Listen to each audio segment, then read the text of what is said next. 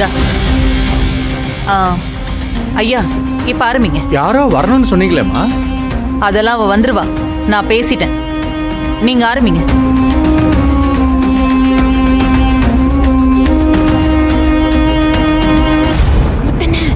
அன்பண்ண அம்மா சொல்றத பார்த்தா ஆனந்த் இங்க வந்துருவாளோன்னு பயமா இருக்குனே.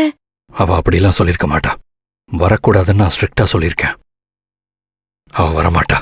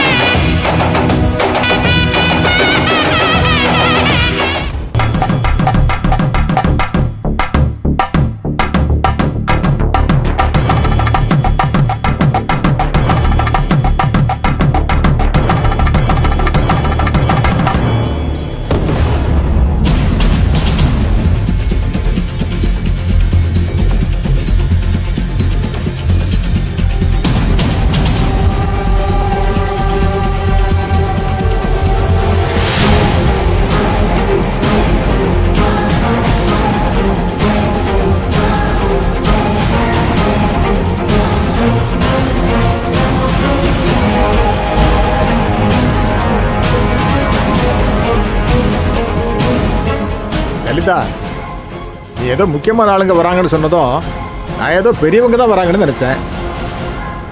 இந்த பொண்ணுக்காகவா எல்லாரையும் காக்க வச்ச? அந்த அளவுக்கு இந்த பொண்ணு அவ்வளவு உதவி பண்ணிருக்காளா? ஆமாங்க, நிறைய உதவி பண்ணிருக்கா.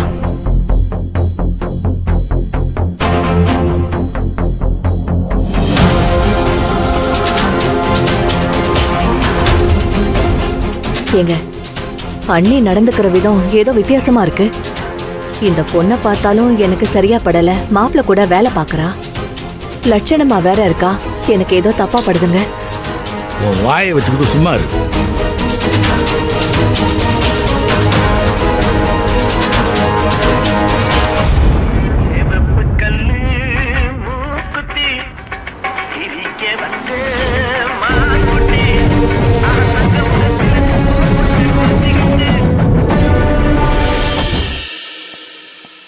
Good morning sir. என்ன சார் ஞாயிற்றுக்கிழமை அதுமா வெளியில எங்கேயும் போகாம ஹாஸ்டல் பக்கம் வந்திருக்கீங்க? ஆனந்தி ஒரு முக்கியமான இடத்துக்கு கூட்டு போலான்னு வந்திருக்கேன். யார்கிட்டயாவது இன்ஃபார்ம் பண்ணி ஆனந்தியை கொஞ்சம் கீழே வர சொல்லுங்களேன். ஆனந்தியா? கொஞ்ச நேரத்துக்கு முன்னாடி தான் சார் ஆட்டோ பிடிச்சி எங்கேயோ போச்சு. எங்க போனான்னு ஏதாவது சொல்லிட்டு போனாளா? இல்ல சார்.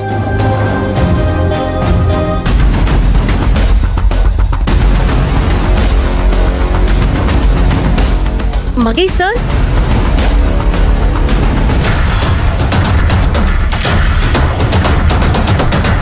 ரெஜினா, ஆனந்தி எங்க போயிருக்கா? அன்பு அம்மா ஃபோன் பண்ணிருந்தாங்க. நீ ஃபங்க்ஷனுக்கு வந்தே ஆகணும்னு சொன்னாங்க. ஃபங்க்ஷனுக்கு போலாமா வேண்டாமான்னு யோசிச்சுட்டு இருந்தா. அப்புறம் நீங்க கால் பண்ணியிருந்ததையும் சொன்ன. சரி நான் போறேன்னு இப்பதான் கிளம்பி போனா. சரி, நான் கிளம்புறேன்.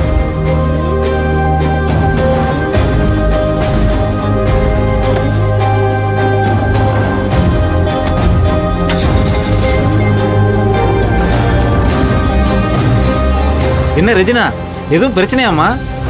அதெல்லாம் ஒண்ணும் இல்லைண்ண.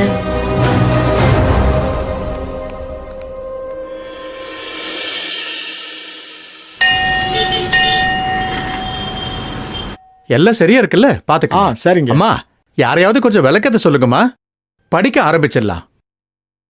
ஆனந்தி உன் கையால இந்த விளக்கேத்துமா.